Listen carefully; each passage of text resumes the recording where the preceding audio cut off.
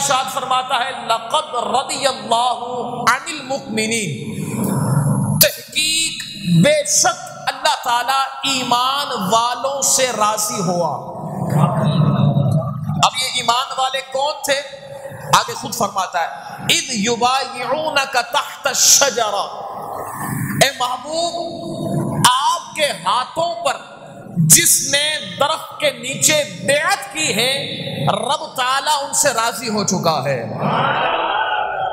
اب یہ کون سا درخت تھا جس کے تحت مصطفیٰ کریم صلی اللہ علیہ وسلم کے صحابہ کرام نے بیعت کی تھی؟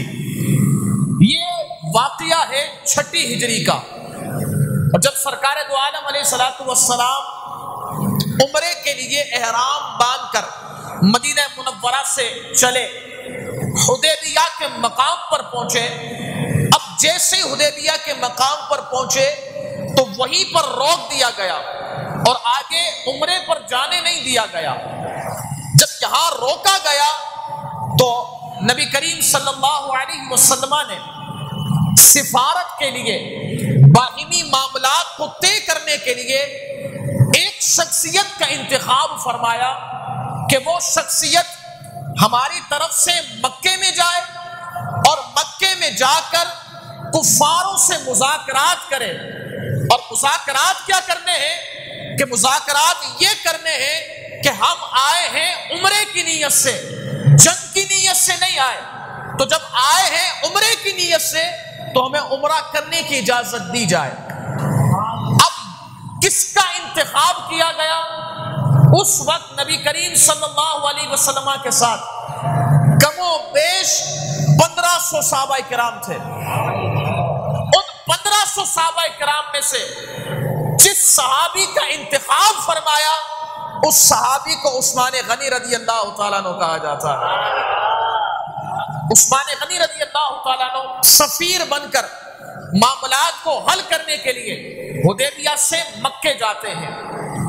جیسے ہی مکے پہنچتے ہیں، اب مکے پہنچ کر مذاکرات چل رہے ہیں، لیکن کفار اس بات کو مانتے نہیں کہ ہم تمہیں اس سال تو عمرہ نہیں کرنے دیں گے۔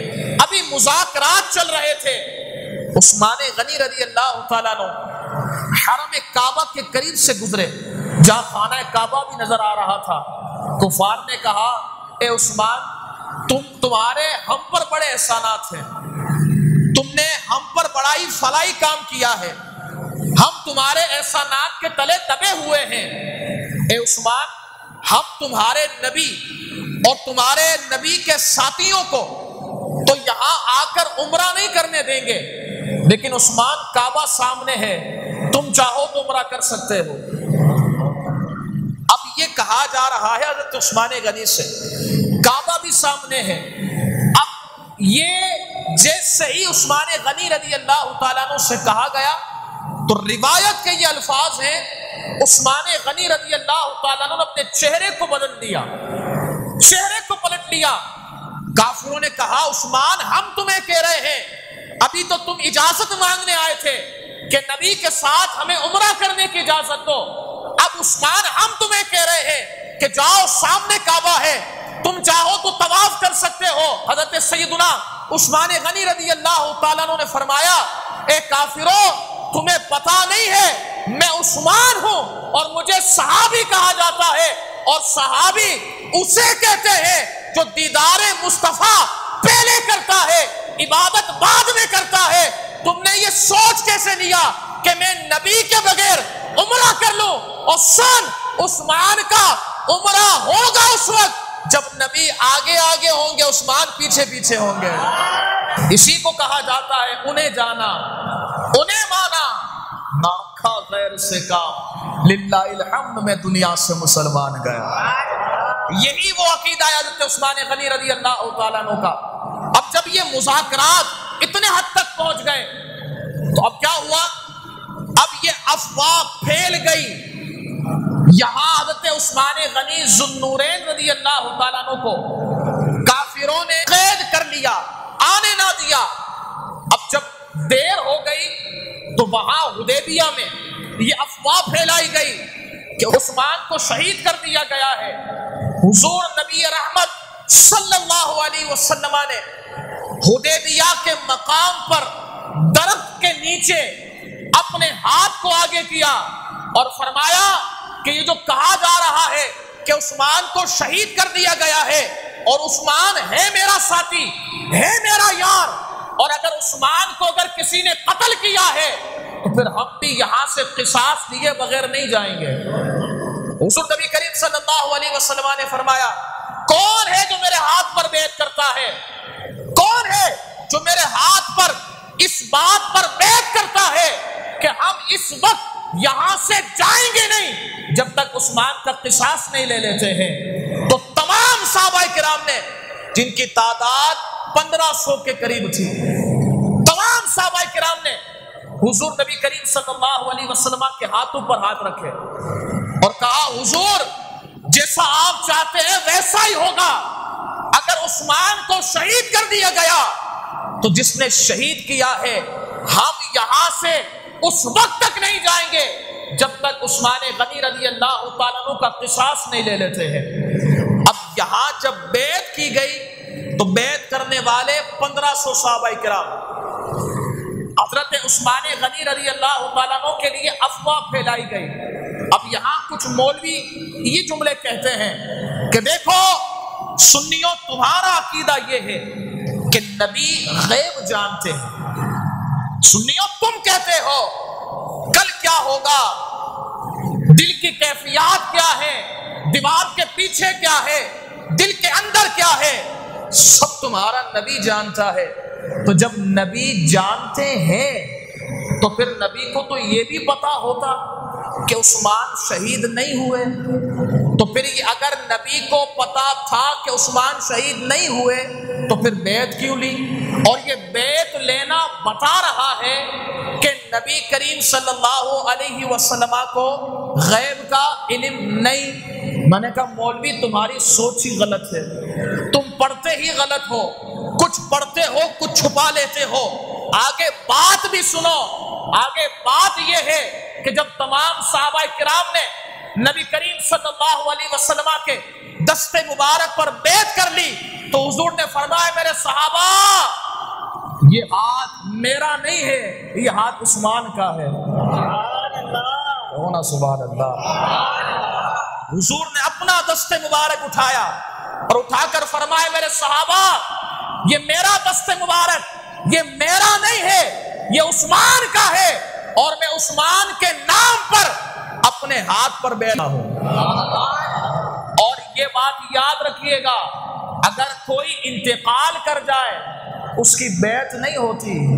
حضور نبی کریم صلی اللہ علیہ وسلم نے یہاں عثمان غنی رضی اللہ تعالیٰ عنہ کی بیعت کے بتا دیا ہے کہ اے دنیا والوں ہو سکتا ہے کوئی یہ کہے کہ مجھے بھی اس بات کا علم نہ تھا کہ عثمان شہید ہوا ہے یا نہیں، لو آج میں اپنے ہاتھ کو عثمان کا ہاتھ کہہ کر یہ اعلان کر رہا ہوں مجھے پتا تھا کہ عثمان زندہ ہے، یہ بیعت لیز لیے ہے تاکہ دنیا والوں کو بتاؤ کہ عثمان تمہارے جیسا نہیں بلکہ عثمان بڑی شان و عظمت والا ہے۔ حضرات محترم اب یہاں پر بیعت لے لی گئی۔ اب جب بیعت لی تو رب نے فرمایا لقد رضی اللہ عن المؤمنین، تحقیق بے شک اللہ تعالی ایمان والوں سے راضی ہوا۔ اور کون سے ایمان والے؟ اذ یبایعونک تحت الشجرہ، جو درخت کے نیچے محبوب آپ کے ہاتھوں پر بیعت کر رہے تھے۔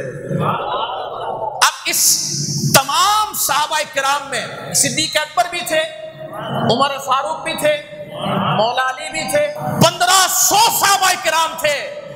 اب اگر کوئی کالے دل کا بندہ، کالی نظر کا بندہ، کالی فکر کا بندہ اب اگر کوئی پریس کانفرنس کر کے کہے کہ ہم ابو بکر عمر عثمان کو رضی اللہ تعالی عنہ نہیں کہیں گے تو ہم کہتے ہیں کہ تمہارے کہنے نہ کہنے سے کیا ہوتا ہے، تمہارے کہنے نہ کہنے سے کیا ہوتا ہے، اور جنہیں رب خود کہہ دے کہ یہ وہ بندے ہیں جن سے میں راضی ہوں. اب تم کہو یا نہ کہو انہیں سند مل چکی ہے اور دینے والا میں اور تو نہیں بلکہ رب ذوالجلال ہے.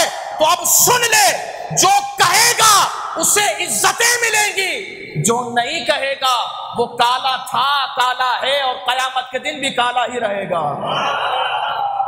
حضرات محترم, اب جب حضرت عثمان غنی رضی اللہ تعالیٰ عنہ جب چلے گئے تھے نا تو صحابہ کرام آپس میں باتیں کر رہے تھے, حضور عثمان کتنے خوش قسمت ہیں, عثمان کتنے خوش قسمت ہیں.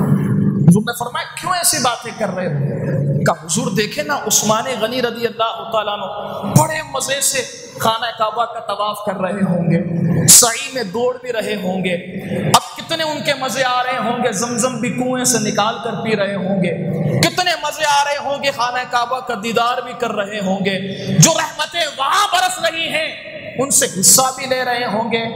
سرکار دو عالم علیہ الصلوۃ والسلام نے مسکرا کر فرمایا میرے صحابہ تم جانتے نہیں وہ عثمان ہے,